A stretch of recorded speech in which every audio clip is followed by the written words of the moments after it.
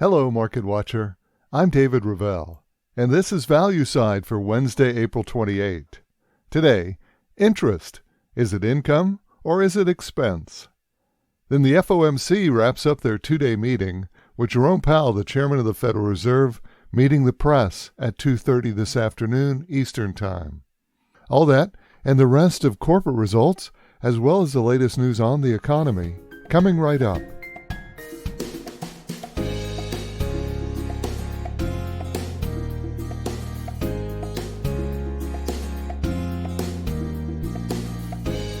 Well, precisely at 2 p.m. Eastern Time this afternoon, the Federal Reserve will announce their latest decision on short-term interest rates, and they will thereby set the Fed funds rate. It will be a deadly dull affair, with this decision having been telegraphed for months. Now, half an hour later, the Federal Reserve Chairman Jerome Powell will hold his Associated Press Conference, and that will draw the interest of Wall Street as he will discuss not only the interest rate decision, but more importantly, the current state of the economy from the Fed's point of view. But as for the interest rate itself, nobody thinks there will be any change at all. It will likely remain at the near zero it's been for months now. And why not? That's what Powell and the Fed have told us will be the case. But this hasn't always been so. Back 40 years ago, back in the 1980s, it was a very different Fed and a very different economy. Inflation was the enemy back then, and the chief instrument for its defeat was this very interest rate policy. The Federal Reserve was headed by Paul Volcker, and in less than 4 years, from April of 1977 until January of 1981, Volcker and the Fed took the effective Fed funds rate from just 4.68% to a truly unbelievable 19%. FOMC meetings back then were moments of high drama. Before each, we held our breath, not knowing just how high they would take interest rates. I was getting a mortgage on a new home, and I felt relieved when the rate was set at a mere 12%. A lot of buyers were much worse off than I, and yes, over the years I was able to refinance at a much lower rate. That was the expense side of interest back then. But there was also an income side to it all. Savers were having the time of their life. I remember sitting down with Max, a retired client of mine, and having a long discussion about how to allocate his portfolio.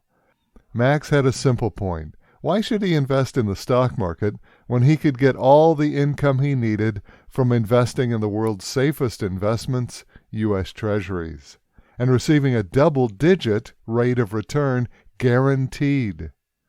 Max, of course, was right, and that's just what we did.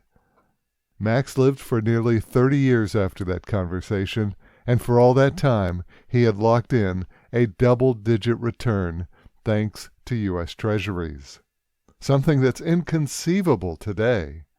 Today, the saver is a forgotten species. The last ones considered in our economic policy discussions. And I fear one of the last things in our personal financial planning. But savings today, as it's always been, is that buffer against tough times. Yes, the market can provide a strong measure of appreciation, as it has for years now, but savings, actual cash in the bank, provides a measure of safety. And collectively, it provides that cash reserve that both businesses and individuals can tap into when hard times hit.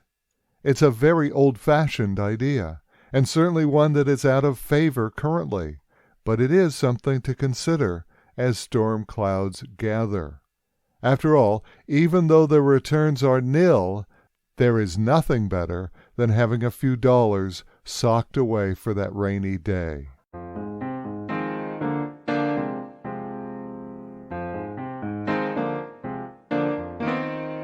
So the big economic news today will center around the conclusion of the Federal Reserve Open Market Committee, the committee which sets Fed interest rate policy. There is little doubt that they will hold rates steady at essentially 1/4.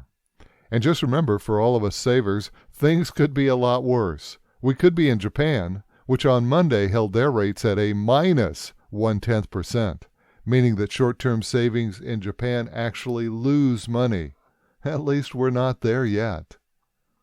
Now in earnings today, two more of those market-leading high-technology companies report. High flyers Apple Computer and Facebook. So far it's been a mixed reaction by the street to these results, with Tesla and Microsoft both falling on their earnings, while Alphabet Google rose. So today it's Apple and Facebook reporting after the market closes this afternoon. And that's the value side for Wednesday, April 28. I'm David Ravel. Please join me in praying that our country may get back to work.